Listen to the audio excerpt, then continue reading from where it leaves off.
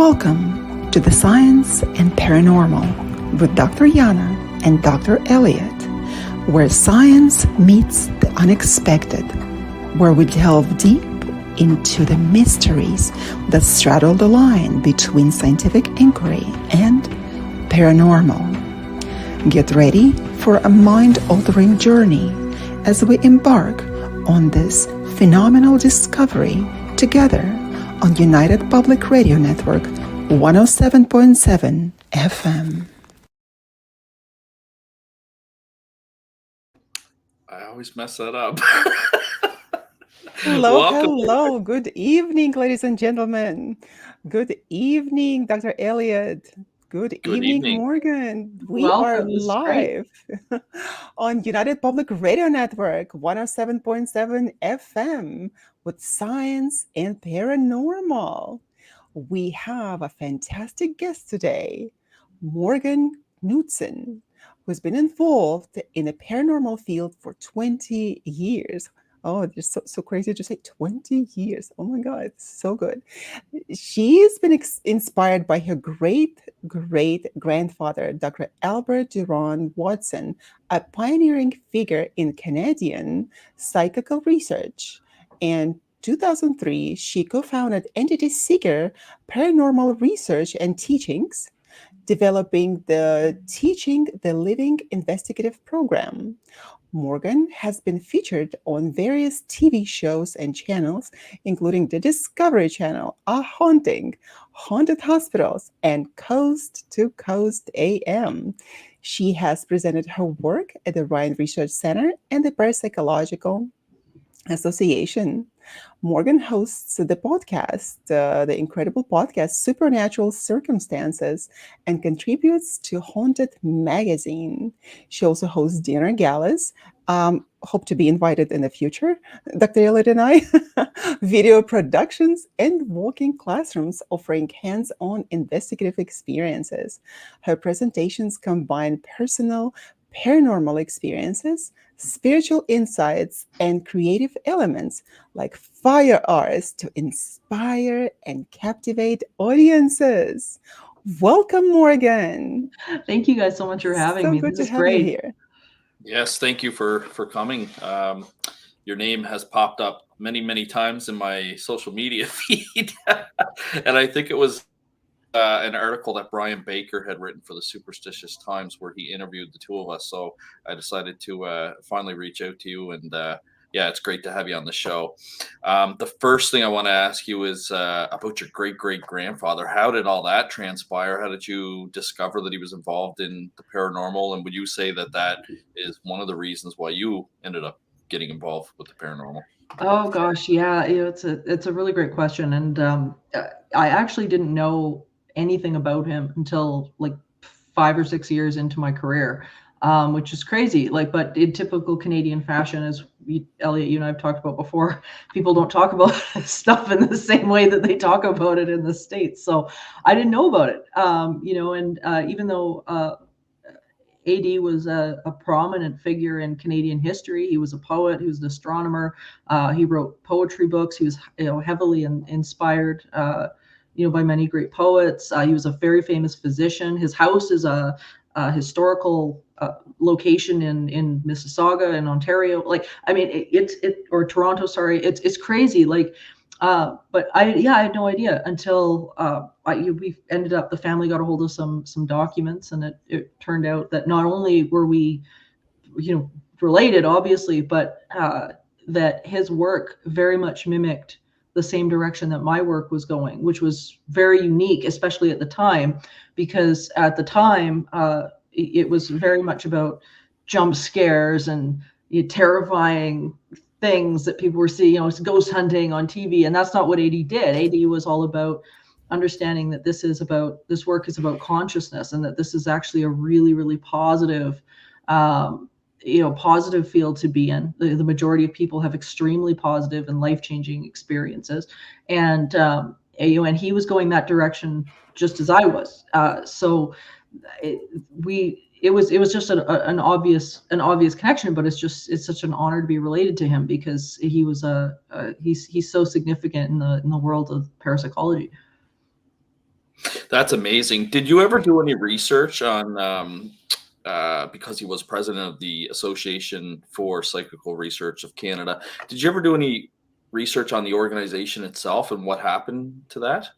Yeah, it kind of ended up just it went through a lot of transformations as the years went on, and eventually it just seemed to just get a little bit lost. I hope that Entityseeker has kind of picked that up, moving forward, unbeknownst to myself and Stephanie at the time when we started it. But we, I kind of looked to continue that on. But he took a lot of flack during that time period, because here he was, a physician, man of science, who had been a complete skeptic going into this. And of course, here he is publishing 2 books on the subject and getting involved with studying channeling and all sorts of things. And he took some massive heat for that. And his colleagues were like, you shouldn't be a doctor. You shouldn't be, this is crazy. What the hell are you doing? And so he kind of disbanded a bit from it. He had to back away near the end of his career, because he was just getting so much flack for standing up for this field. And eventually he just said, look, this is what I found. Okay. Like, here's the books, take it or leave it. This is what I found. But he had a remarkable life, really remarkable. So Morgan, that would be probably early 1900s. It was, yeah. Yeah. Yeah, that's amazing. I'm not surprised to hear that, though, to hear about the stigma that he faced. But that's really fascinating that he did that, and then you discovered it, and you discovered it while you were investigating the paranormal, which is even more interesting. But I thought that was really cool. That's a really cool part of your background, I think. The genes live on. Yeah. That's cool. Supernatural Circumstances, that is your podcast that you co-host. Yep. Tell us about that. How many seasons are you into? What kind of guests have you had on there? Tell us all about that. Oh yeah, it's been one of the best things I ever did in my career. I host it with a very good friend of mine, Mike Brown, who is famous for the Dark Poutine true crime podcast here in Canada.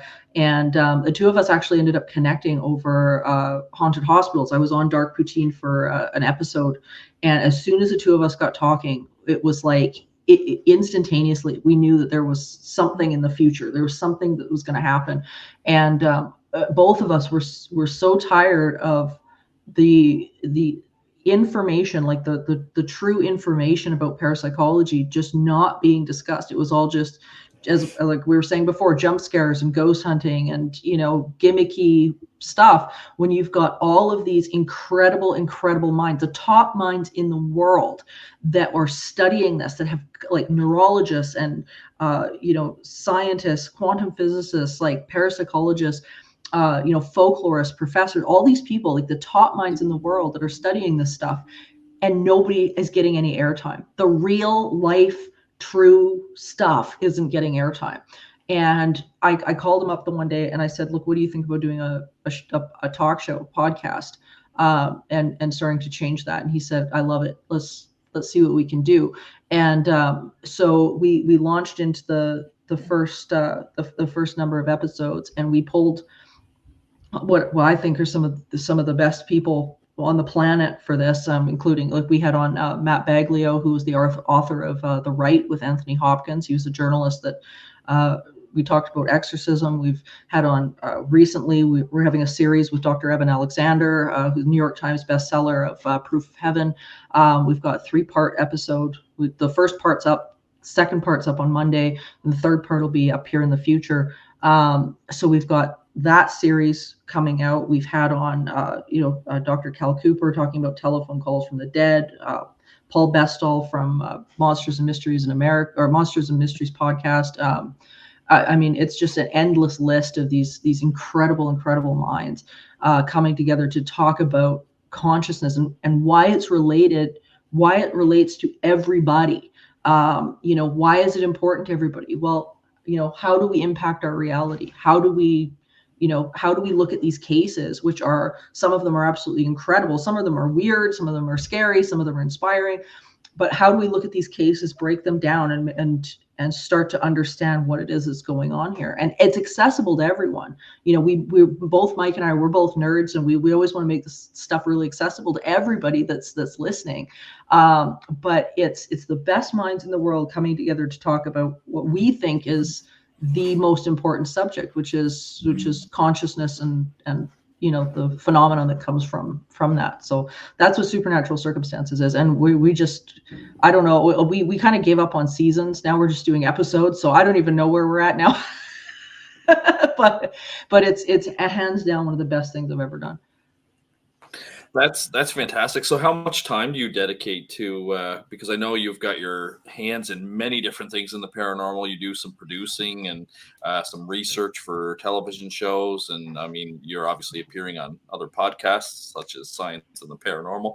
How much time do you put into Supernatural Circumstances? A fair amount, you know, because we're really thorough when it comes to our guests and our interviews. We want to read all the material that they, you know, at least as much as we can of the studies and what they've put out, like books and all sorts of things. I mean, we're so lucky because we get all these awesome books to read and whatever. But you know, we put a lot of time into it because you know, we really think that our audience is super smart. And we treat them like they're super smart. So, you know, we want to ask the questions that people have in their head about all of this stuff. Like, how do we make this something that's accessible to people so that they're not sitting there reading a bunch of white papers? Because who wants, like, it's boring, right? This is just boring. So how do we make this fun and we make this exciting? Because this is like one of the, to me, it's the most exciting topic you can talk about. I mean, you know, this is the reality behind hauntings and consciousness and ESP and, you know, all sorts of stuff. So, you know, we put in a lot of work to this show, and I hope it shows. Well, Morgan, this is so interesting. You mentioned that we all come to this field with stories, and of course, every one of us has a very interesting story which brought us to this field. And you mentioned that you had fun as well. Now, how did that story of yours brought you into the field of the paranormal and investigation of the paranormal research in this area before you even, of course, knew that your great-grandfather was doing research? Sure, yeah. As well. So how did you come to it? And did you have anything that would indicate that in your childhood, that interest that you had? Oh, Perhaps. yeah. I had experiences when I was a kid. I think most researchers have going into this. There's something that happens that they can't explain that gets us started into this. When I wrote my book, The Gift of Instinct, it was funny because the more of the giants in parapsychology that I researched, people like J.B. Rhine and you know, Eileen Garrett, people like that, what was really fascinating was that every single person that I delved into had a calling for this. There was a calling that pulled them forward to the point where J.B. Rhine, for instance, who of course is the namesake of the Rhine Institute, he was a botanist. Like, he was a botanist, and he was a tenured professor. You know, he had his life figured out, and then he attended a lecture by Arthur Conan Doyle, who was coming to talk about spiritism and stuff like that. And it was like, in that moment, he left the lecture, he called his wife, and he said, "I have to quit my job." And she's like, "What?" Louisa Ryan's like, "What is going on?" And She he's was like, excited. Yeah, she got excited later. It's just like, what is going on? And he said, "No, you don't understand." He's like, "This is what I meant to do." And he quit his job. He actually went back to university. He went to Harvard, went back to university, took psychology, took all of the courses prepping him for parapsychology, and then literally went 180-degree career shift and got into parapsychology and never looked back. And did anything similar happen to you? Well, and that's exactly what I'm getting to, is that when I was younger, I had experiences of like hauntings and what you consider like the sort of the classic hauntings and whatnot when I was a kid. And the first experience I had freaked me out. But after I got over what the hell was that, it was like, wait a minute, what just happened? What is this? What did you see? I ended up seeing the one morning I had come downstairs. I wasn't very old. I was about 8 or 9. And I saw a figure come out of our kitchen at the time and rush me. And it was really fast. It was like, and that was sort of the culmination of weeks before that of strange things going on in the house, stuff moving around where it shouldn't have been, seeing depressions on the bed, hearing footsteps, like all the typical stuff that you'd see or you'd consider as a haunting. But, here I was like 9 years old and going like, what do you mean there's ghosts? Like what? what is this? What is going on? And I was really fortunate because I grew up in the era of, people on TV like Lloyd Auerbach and Carrie Gaynor, and both people who or at least Lloyd Auerbach I've had on Supernatural Circumstances now a couple of times. And it was so interesting because it flipped on this switch for me where I was like, hey, like what is this? I couldn't put it down. Like I couldn't let it go. And I kind of knew at that point, like that this is what I wanted to do. So we ended up, my family ended up moving from BC to Alberta and whatnot. And in between, like living in all these houses that had stuff going on, like each one was very unique and we had just unique stuff that was happening. And, and then I met my business partner, my best friend, Stephanie Wirtz, and we were in junior high together at that point. And I was still really steeped in this, and she was having experiences that were going on. So the two of us connected, like we just really, really quick, we just connected immediately. And, here we were like a decade later, deciding once we really got into this research that this is what we wanted to do. So throughout this time period, what we just started to discover, which ended up to be the basis of our program, Teaching the Living, was that this stuff isn't about the external at all. And most people, when they get into this field, we all start the same way. We all think, oh yeah, it's about researching all this stuff out there. And you realize really fast that it isn't. It's all from the inside out. Like this is about consciousness. This is about something completely, there's all this phenomenon that's going on, but it comes back to understanding ourselves and understanding consciousness. And that's where Steph and I kind of went. And then when she passed away, I took the reins at that point and have like pushed forward ever since. And just, again, it's this calling to something bigger than you. And there's nothing else like it. Like it's very, very specific, and so many people have it. It's really interesting. That's amazing. With the work that you do, I assume that you get asked to speak at a lot of conferences and symposiums. It's Canada. Which ones? Do you get requested to speak down in the U.S. where? Oh gosh, if I do, it's like this. I mean, there's usually all my work for the U.S. is virtual, or it's by what do you call it? It's either virtual or TV, right? So I know there's actually a lot of symposiums and conferences still doing the online thing. I could see, after COVID happened, I can also see having organized in-person ones with the Halifax Paranormal Symposium. That it's a lot cheaper to do, online as well. There's no venues and food and catering and things like that. But no, it's interesting. With the television shows that you've worked on, have you done a lot of traveling to different locations with that? Yeah, it's been really cool actually with the shows. Like I've done now, we have actually got a new one coming out in October called My Haunted Hometown, which is going to be completely unique. There's nothing else on TV like this one. It's really cool. And it's been pretty interesting. Like we've had a lot of cases, a lot of really unique stuff. Shot haunted hospitals for like 5 years. I shot Paranormal 911 for 2 years.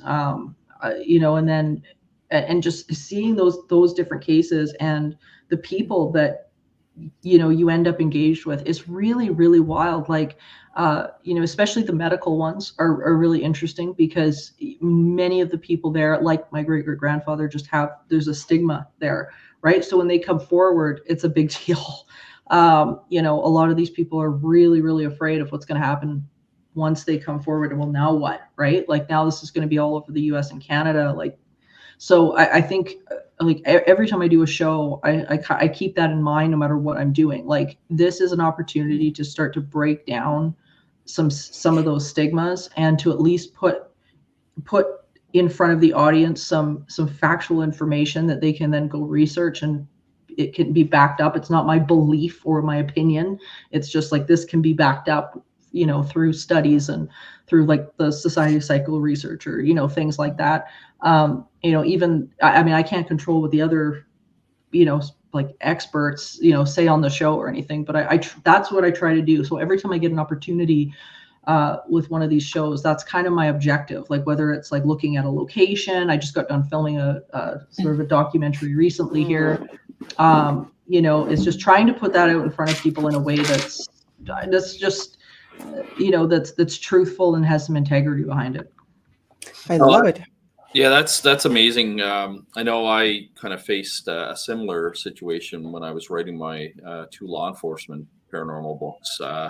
I was told by individuals, like, how did you get people like in the law enforcement community to speak with you and tell you these things? Because, you know, they're professional witnesses. Same thing. There's a lot of ridicule within the police force. I've talked to different people, you know, some people down in the States, that their department's very open to the supernatural. My experience with the RCMP was that they were not very open to it. You know, certainly when I wrote the book, I would use pseudonyms to protect individuals. Some places I even had to change the location, but all their stories were all true. You know, true accounts of what they perceived and experienced. My wife's cousin actually worked. She's a registered nurse, and she worked with somebody at a hospital in Antigonish that was on haunted hospitals, which I thought was really cool. Have you come out to Nova Scotia at all for any of the shows? No, I haven't. But my co-host Mike, he's actually from there. So wow. Yeah, so he's there. I've heard of his podcast then, because when you mentioned Dark Poutine, I have actually heard of that podcast. I mean, there's so many different shows now and podcasts, and I always get people emailing me, you know, got to listen to this one and that one, but it's just so hard to find the time. Like, quickly, you know, I'm a stay-at-home father, and I run paranormal phenomena research investigation. You know, when I'm not parenting, so, you know, and then of course, like you said, staying on top of the research. I actually just got the newest journal. Nice. For psychical research just arrived, so I have to, you know, take a look at what's in there. So yeah, it's tough to find the time, but no, I thought that was really interesting that you know, nurses and medical staff felt the same way that law enforcement did about being careful, you know, who they tell their experiences to. Yeah, well, I mean, that stigma is still there, right? And I mean, it's becoming a lot less. Like, it's definitely a lot less in the US than it is here. In Canada, I've noticed that in a big way.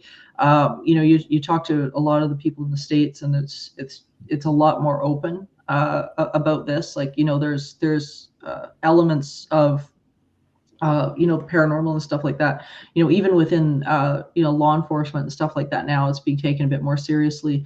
And there's, yeah, it's very interesting. It's like, depending on where you go, you know, people just have different takes. Like, you know, recently I was doing some shooting, and you know, we were talking about the Wendigo, and it was like, you talk about the Wendigo in the States, you're gonna have a very different reaction when we talk about the Wendigo in Canada, right? Like, you talk about it in Alberta. I mean, this is like the hot spot for these cases. Like, they come out like mad, and you know, we've got a long steeped history here in Alberta of bizarre Wendigo stories. Our first hanging in Alberta, legal hanging in Alberta, was Wendigo case, and so it goes right back through our court systems. And you bring that name up here in Alberta, and you know, people are people are not happy about it. So, but you go to the States and everybody wants to talk about it. It's in pop culture, and it's different. So, And nevertheless, you have a lot of people talking about it and researching the paranormal. Nevertheless, this is so interesting to me that you're saying that we're more open here, but nevertheless, you guys do a lot of research into that as well, and you talk about it. You wrote this incredible book, The Gift of Instinct. When I saw that, I recalled the beginning of the time when I was investigating and researching, excuse me, researching archetypal psychology, with which, of course, I have had the lifelong love affair. But at the very beginning, when my professors tried to explain it to all of us students, and I, of course, was asking about many questions because I still could not understand what it was. What is the archetype? And with all of their elaborate explanations, I finally said, "Oh, so it is just instinct." And they looked at me and they were lost. They're like, yeah, it's instinct. So when you wrote about the gift of instinct, this is what I immediately thought about. We can talk about one and the same subject from so many different perspectives. And you, I think, nailed it. So why are you talking it? Why did you talk, of course, that and still talking about the gift of instinct? Oh gosh, I mean, originally when I was asked to write the book, I wrote my first one, Teaching the Living, and then the publishing company was like, "Okay, we want you to write another book." And I'm like, "Okay, do you guys have a topic preference?" And they're like, "No, just write something you haven't written before." And Teaching the Living covered a lot, and so I kind of went back and I'm like, "What did I not get to in this book?" And I thought about it for a really long time. It took me a bit, and then I realized that one of the things that really wasn't covered was that, or I should say, could be elaborated on. It's not that it wasn't covered, but it could be elaborated on. Is the fact that we all have a calling somewhere in relationship to understanding something greater than us, this consciousness that we're connected into. And I thought, okay, well, that's interesting. So then what did that mean for me in the world of the paranormal, in research? What does that mean for me? And then I realized, because each one of the things within parapsychology has a lesson in it. And so I began to dissect, what are those lessons? What are those lessons that I learned about consciousness, about myself within this field, that would pertain to other people, that would matter to other people, that would, that they could take something away from this. So I started to look at cases and stories of very famous, notable people in the field, such as J.B. Rhine and William Roll and all these really fascinating individuals, and cases like weird ones, like the Van Meter visitor, for instance, from Iowa. I talk about the Jersey Devil. So there's a couple of haunting cases in there, and I even talk about Napoleon Hill and Neville Goddard. And what does all this have to be? And Napoleon Hill, interestingly enough, was also was watching J.B. Rhine very, very, very carefully. Though those guys were all kind of intertwined together. But yeah, so I thought, well, what is this? Like, what came from this? And I began to realize that every single one of these stories had a connection, and that was this instinctual calling that they had, knowing that there was something else going on, and that there was these lessons within all of this that people can take away from it. So I began to kind of piece out these lessons, and I think there's 11 in there, and whatnot. Each chapter is a different case, and what can come of it. But by the end of it, I realized it's like, it doesn't matter what angle you take, but at the end of the day, it all comes back to understanding your own instinct, this calling, this instinctual connection that we have to something that we can't see. And so that's how the gift of instinct came about. And my little baby Galen, he's on the cover because I have a bit in there about the significance of animal consciousness, but also that snakes in general typically represent the renewal of spirit.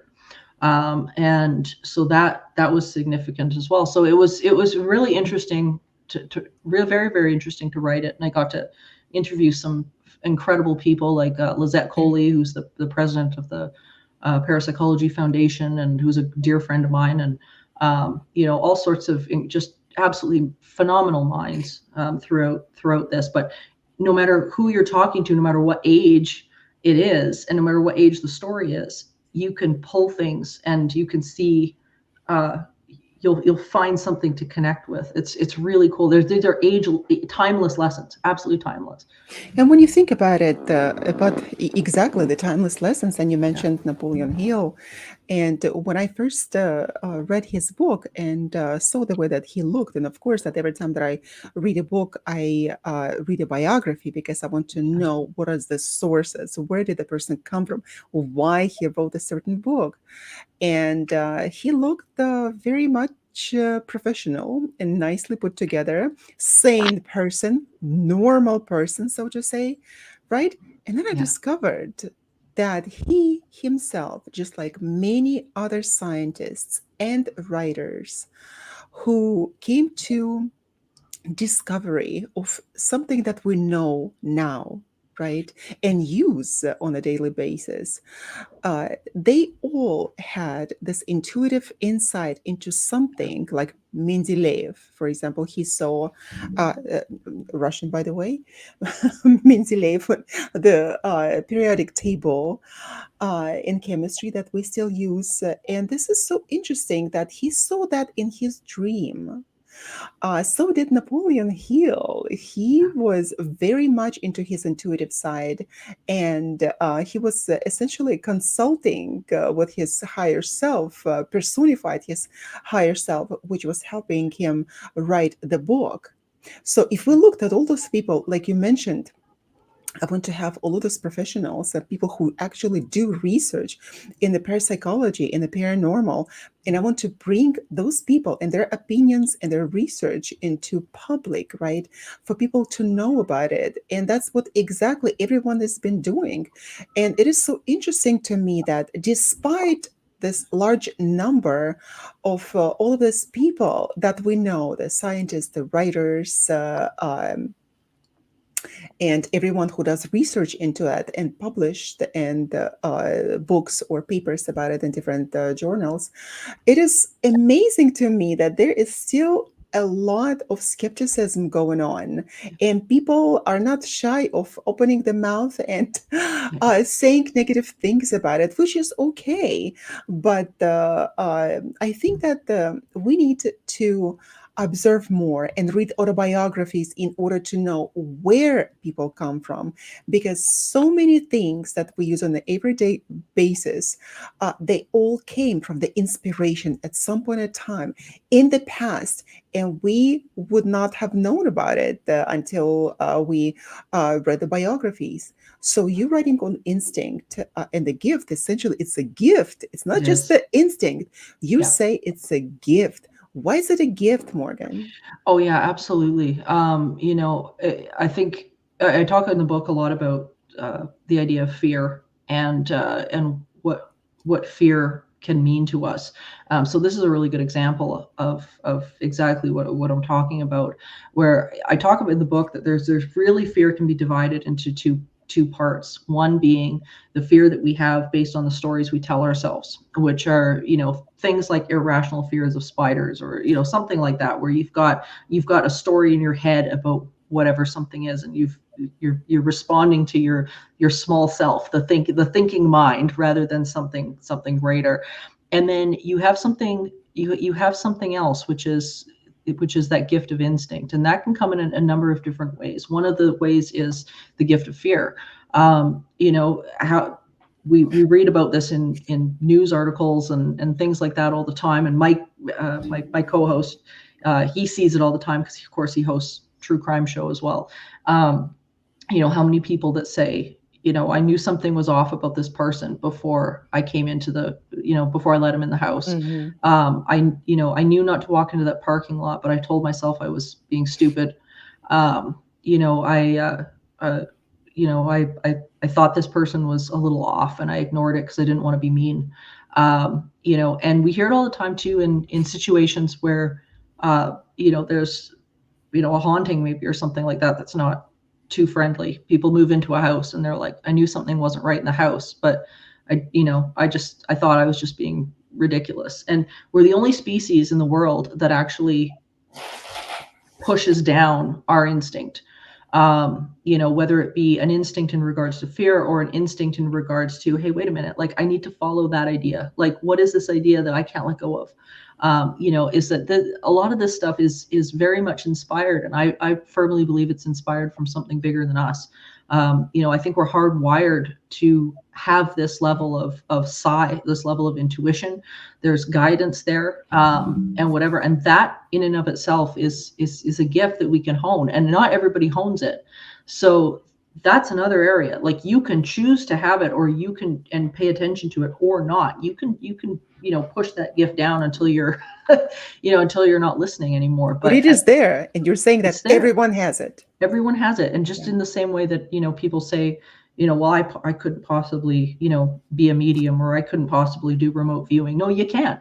You know, everybody can do this stuff. This isn't something that is unique to one specific person. You know, that's when people get into trouble with, you know, paying people to do this, that, the other thing for them.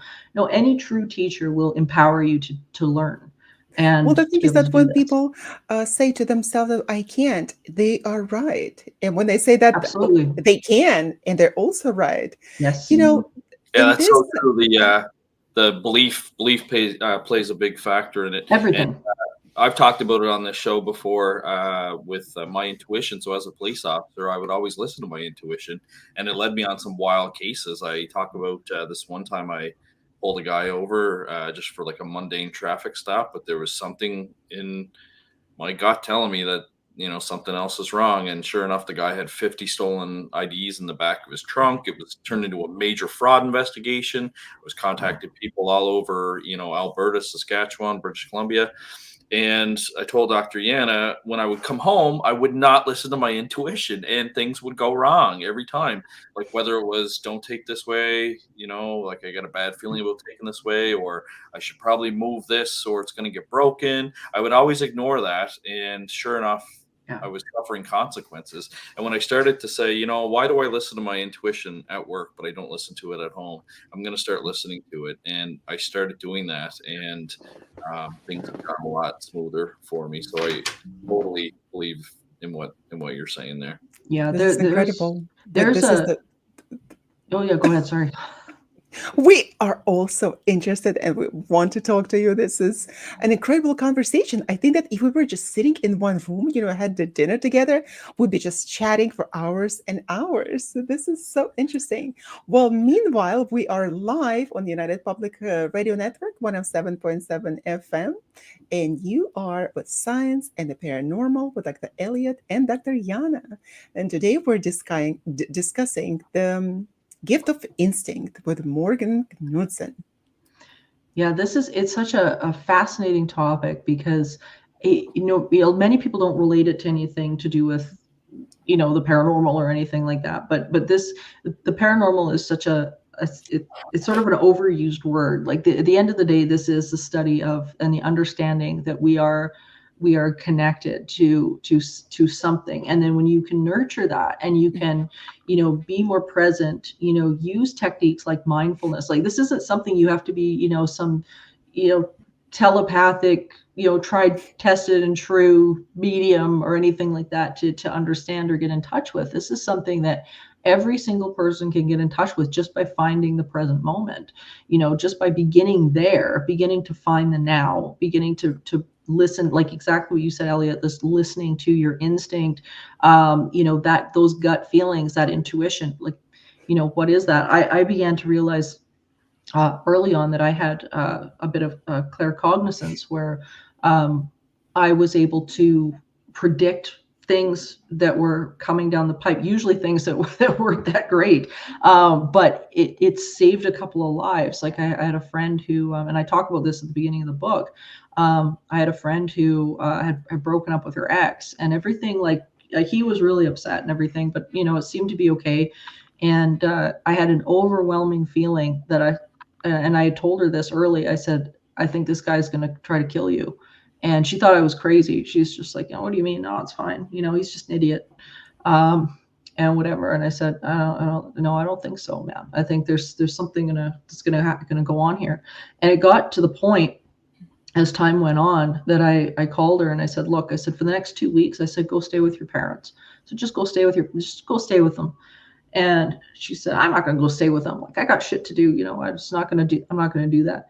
And the feeling and the knowing, and it's not just like, I think maybe something's going on. No. Like, this is a knowing. Like, this isn't a guess. It's like, no, look, this guy is going to try to kill you. Like, this is it.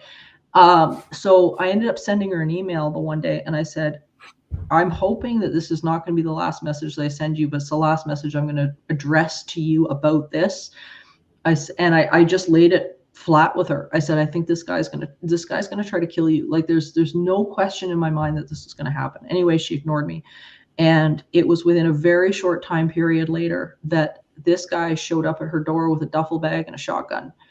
And he got into her house, and he said, if I can't have you, nobody can have you. And the only thing that saved her was the fact that she had gotten a roommate to help pay the mortgage payments, who was upstairs, and he didn't know. So as this guy's standing on the stairs with a shotgun ready to blow her head off, the roommate saw him and snuck down the steps at the back and jumped him and whatever. And they were able to call the cops. And she called me the next day and she's just like, oh my God, this guy tried to, and whatever. No acknowledgement for what I had said before, but she didn't listen to you. She did not go stay with her parents. No. And I mean, and on the surface, I can kind of understand it, because on the surface there was no direct evidence that there was something that was going to happen. This was pure, like, this was pure instinct, but it was dead on. That's happened to me numerous times in my life. That was just the one example, but people around me know that if I tell them something, you just listen, because the odds are it's probably going to play out. And it's like, I've got a pretty good accuracy as to doing this, but but again, it's just that listening to the instinct, and just when it happens, don't doubt it. Just move forward and see where it takes you, because it's invaluable. And it's that being quiet in your head enough that you can just tap in and receive the guidance, because it'll tell you. Well, you made an interesting point about getting yourself to the point where you're able to actually hear and listen to your and talk about our modern society as well, and just how busy things are, and how we've all got cell phones, and we're focused on multitasking and trying to get as much work done in as little time as possible.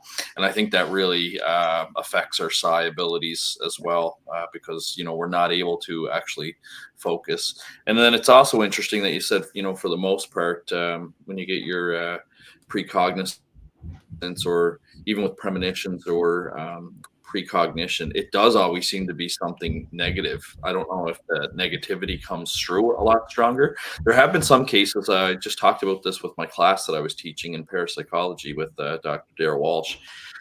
So he had an incident where he knew that one of the members of his research team was going to come out and ask him where the washroom was, just something simple like that. And sure enough, it played out exactly the way that he had envisioned it, just something very, small and mundane. And then another example was just recently, about 2 weeks ago, one of my investigators had messaged me, and he's kind of prone to getting precognitive thoughts that come through. And he said, tomorrow at around, I think he said 1:13, I'm going to get a call from the job that I applied for, and they're going to offer me the job. And he's like, but I'm going to have to use the washroom, and I'm going to miss the call. So sure enough, he sends me a screenshot at 1:16. So he's 3 minutes off. He had the phone call from the job at 1:16. And I was joking around with him though. And he said he took the job and he's happy. And I said, but did you have to use the washroom at that time? He said, yes, I was holding it in. But it was kind of funny because that's like, a cool, nice kind of precognition example. Whereas, like you said, most of them are usually very negative. My mom has had a lot of precognitive dreams that have come true. And my dad never used to believe her until, like you said, once she started telling him so many different things and that they would play out, then he started to believe her. Like one was just a random one of his coworkers. She said, your coworker Tommy's father's going to have a heart attack, and sure enough, the next day, Tommy's father had the heart attack. She was on a television show called Shadowhunter, where she had this dream where she was peeling potatoes and somebody knocked at the door, and he was wearing a red ball cap and wanted to come in and use the phone, and she let him in to use the phone, and he had killed her in the dream. So the following day, sure enough, there was a knock at the door. She answered it, but it still had like the chain across the door, and he had said that he needed to use the phone, and he was wearing a red ball cap. So that's back when we had those big chunky portable phones. So instead of letting him into the house like she did in the dream, she passed him the phone through the door and then shut the door. She heard him make a phone call, and then Why not just shut the door, guys? Just shut it. Don't give him any phone or anything. We're kind people. Someone says they need to use the phone, even though they want to kill us. Yeah, that's very nice. When I fell down the stairs, when I was consulting on a demonology case, I fell down the stairs. I twisted my ankle, and I opened the door to thank the postal person that caused me to fall down the stairs. Like, we're just kind. Yeah. It is interesting though, because like I said, most of precognition and premonition events are very negative. So I don't know if they're necessarily negative. Like, I think to me, again, it's even that, is a gift. It's like you can look at it as something that's negative, or look at something that, man, this just saved me from something, right? I think we pay attention to it more, don't you? Yeah, like, I don't necessarily think that it's negative. I think it's something that it's alerting us, right, to an event. Like, and I don't had my friend listen to me to begin with, the guy wouldn't have ended up in her house, right? Like, so that's a positive, but I think when people don't follow through with it, it becomes but a you think of negative. fear as a positive thing. Yeah, meaning very much that's so. the fear is the fear of self-preservation, of course, the instinct itself that is saving you or saving other people.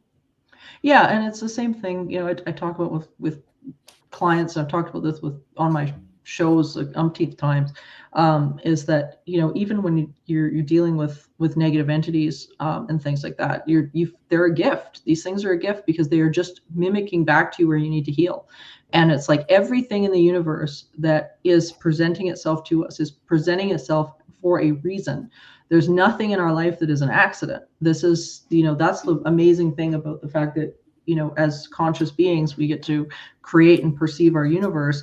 And everything that pops up is a reflection of something that's going on within ourselves. So, it might not be nice, but guess what? That's the next spot. You got to figure out what is going on, because nothing happens in a vacuum in this universe. Nothing is an accident. So, people like to think that it's stuff that's, it's out there and it's just bad. Well, no, like there's a reason why it's in your experience. You're resonating with it somewhere. So you got to figure that out. So, anything to do with the sign, the paranormal, which again is something that I talk about in the book, is all that stuff is, it'll tell you where you are. You might not like it, but it will tell you where you are emotionally, mentally, everything. We have a very interesting comment here by Lynn. She said that it's frustrating to try and help people when they don't listen. And that's, again, it is a law in therapy. Should be a law in parapsychology and everywhere. or even in the life, people, how many times do we need to get the bumps on our knees, like the fall and hit ourselves face flat before we understand this? Me including, So, in order not to be frustrated, I think that when people don't listen, we should just turn around and leave and not even provide our amazing insight into it.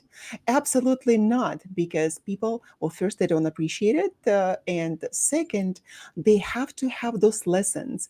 Karmically, they have to have those lessons to go through. And if we prevent something from happening, for example, well, first, we can't prevent something from happening if it wasn't already ordained, right? Supposed to be happen. So then they have to learn their I have my lesson. mind just spinning right now about all this stuff. It's so it's so fascinating. Like you said, if we're set on a predetermined track, and that nothing, nothing's by accident. It's interesting. It's got you thinking about all your decisions that you make every day. You're faced with different circumstances. Yeah, I And mean, it is interesting. I mean, I don't believe anything is like preordained or anything like that, but I do think that we have I do think that we have callings that we decide upon before we get here. And it's just what I've come to understand through people. I could be completely wrong. But it's yeah, it's very interesting when, to address her question about, helping people that won't be helped. It was actually Jordan Peterson who said, if somebody's not listening to you, stop talking, because you're devaluing yourself by continuing to try and talk to the person that's not listening. You're devaluing your knowledge and your information, and yourself. And if you sit back long enough, and he's dead on about this, if you sit back long enough and listen and watch them, you'll figure out where they are. And And he doesn't just say, that stop listening or something. It's turn around. He no. said, Pay stop. attention. It's like, pay Stop attention. talking. Stop Stop talking. talking, but pay attention, Yeah. because the people will tell you where they're at. And I've found that more than not. I mean, I've taught post-secondary. I've taught all of those things. And but people don't do a lot of observing and listening.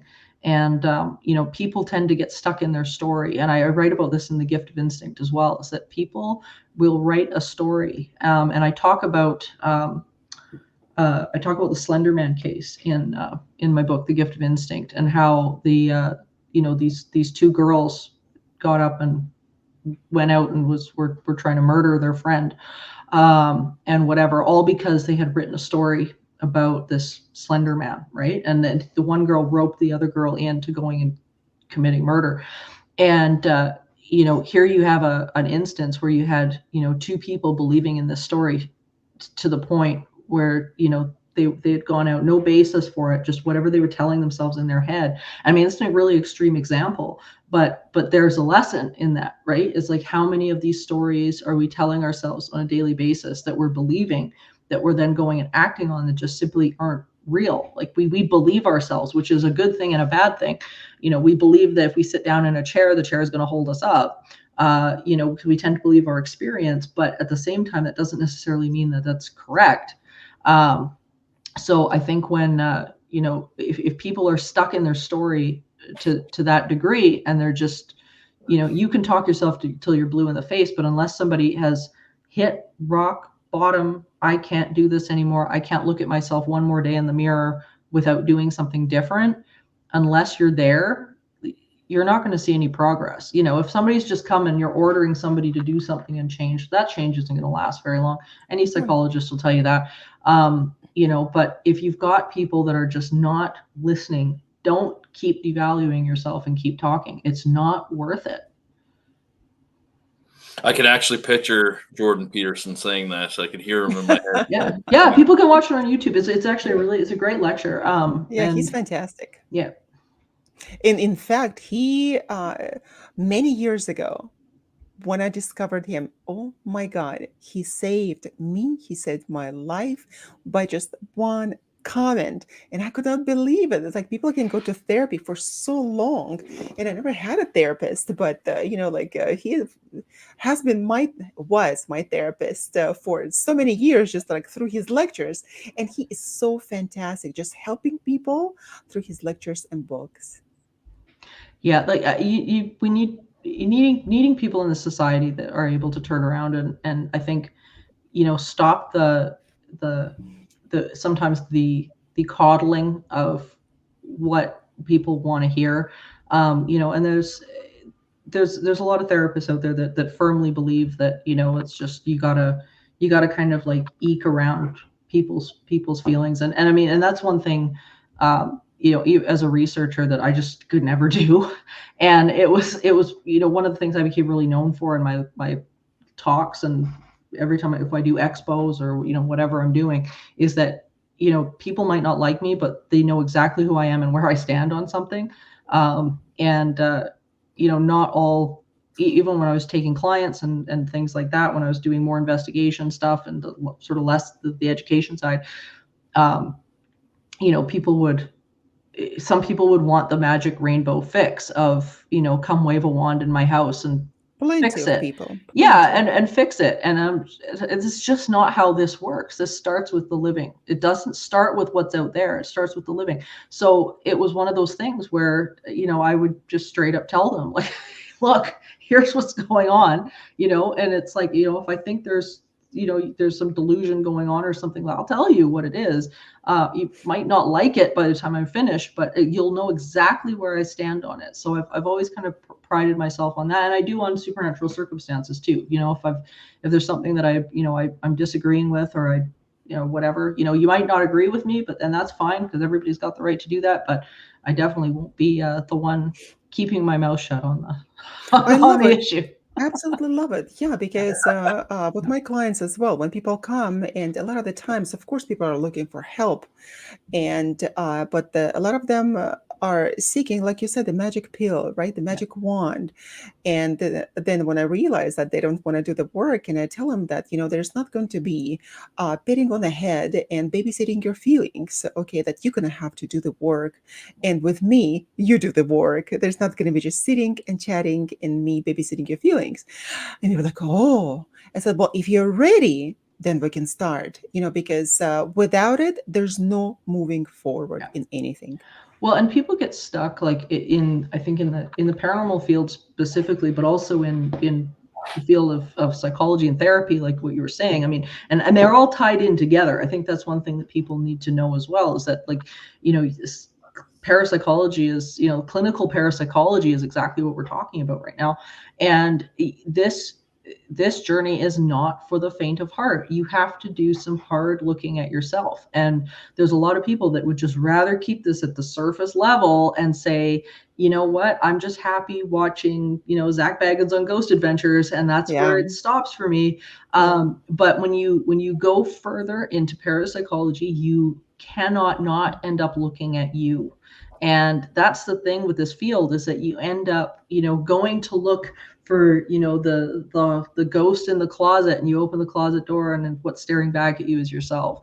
And so you always end up coming back to, holy crap, this experience wouldn't even be here if I wasn't resonating with this experience. What is going on with me that is attracting this what's going on around me? Like, I mean, you just have to look at yourself, and not everybody is ready to do that. A lot of people will turn around and say, I'm out. I can't do that. I've had clients that will turn around and have the worst stuff going on in their house, and they'll turn around and say, I'd rather have that stuff going on in my house than to look at what the problem is. Oh yeah. It's easier. Very much so. Dr. Elliott mentioned at the very beginning that, there's so much stuff around, so much information, and so many interesting books, and I just don't have the time to do that. That wish that I had, and I wish that I had too. But then I realized several years back, I'm like this knowledge, intellect junkie. Like, I want to absorb, I want to know. And then it dawned on me, I had this incredible insight, and I think not from the help from my higher self, whatever they call it. And it said that you already have everything. You already have all of the knowledge in the world. And I'm like, okay. And since then, I have not been looking around, like running around, absorbing all of that information because there's so much and people do so much research and everything is so interesting. And yesterday, I've read a quote and I forget who said it. They said, you can learn so much, you can read as many books and hear as many lectures, but the truth comes with yourself when you stop all of that and it is inside of you. And that was so profound because several years back, when it came to me, I realized that this is it. I don't need any more. I don't need any more certificates. I don't need any more degrees. I don't need to follow anybody's footsteps. It's me. Yeah. And I know that a lot of people, they do the name dropping and everything, like, oh, I know that famous person and this famous person. The famous person is myself and what is inside of me, the divinity. It's people can look at that from the perspective of being arrogant. Has nothing to do with it. This is the truth. When you are looking for the truth, you look inside. So like you said, Morgan, you have to look inside. And if you're not ready, you're not going to do it. No, absolutely. And that's exactly how it works. That this is an inner search, and it's something where you're just unfolding more pieces of consciousness. And I've got a group of people here in Edmonton, and we do this work together, and that really helps, like, people out there that really want to get into this, to find a support group, people that want to do this work together. And it's been a phenomenal journey. And the more we uncover, just when we think that we've hit some sort of precipice with it, we realize we haven't, that there's some new thing. And sometimes it takes us on investigations, sometimes it takes us on road trips, sometimes all sorts of stuff. And but at the end of the day, the experiences that you can have, when you begin to tap into that greater consciousness, are phenomenal. I mean, my great grandfather, when he was doing his work, he ended up becoming friends with a medium by the name of Louis Benjamin. And Louis Benjamin had very low education. He was, nobody famous by any stretch, but he was a channeler. And he ended up with a sitting group, and he would channel some amazingly great minds. And here this guy who had practically no education was coming out with stuff that was just unbelievable. And to the point where he ended up coming out with the name or the personality of my great grandfather's mom. And Louis Benjamin, he didn't even know who AD was.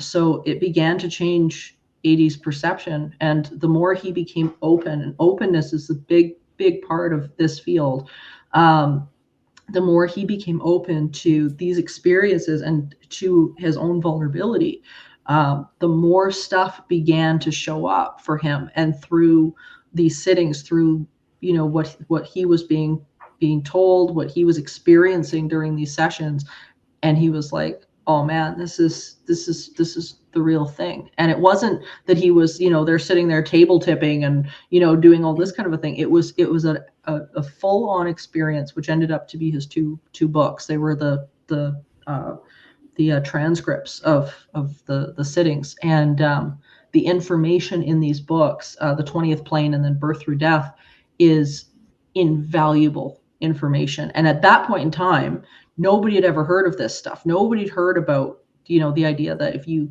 find joy in your life, then you're tapped into this, this greater consciousness. That if you, none of that was out there. I mean, this all sounded like crazy to everybody that was that was listening to reading this book. But you read it now, and you've got places like the Rhine and Research Institute, all these different, people that are studying consciousness and life after death, including Eben Alexander when he had his near-death experience, all back up exactly what AD had discovered and experienced, and that was way back when. So it's like, this stuff is all about openness and vulnerability, and just some people aren't ready for that. And mind you, he found it inside of himself, that truth. Yeah. So we should all be looking for truth in ourselves, not the outside. We can gain as much knowledge as we can, but the truth is always within ourselves. This Yeah. has been such a fantastic conversation, and I hope that, and I'm sure even that many of our viewers and listeners understood the message, how important it is to listen to ourselves, to our intuition, our instinct, and ourselves. So I thank you. We thank you, Dr. Elliott, and I, and all of our viewers and listeners. Thank you for appearing on our show on Science and Paranormal on United Public Radio Network 107.7 FM. This has been fantastic conversation, and we hope to see you again on our show. And Absolutely. if anyone wants to check out Morgan's work, you can go to entityseeker.ca. It's got all her social media listed on there. And also check out her podcast, supernaturalist.com. And if you like and enjoy our message, also go please to YouTube and like and subscribe Science and the Paranormal with Dr. Elliott and Dr. Yana. Appreciate you coming on tonight, Morgan. Thank you. Oh, it was wonderful. Thank you guys so much. And thank you for being with us tonight. Thank you. Thank you. Have a good night, everyone. See you next Tuesday.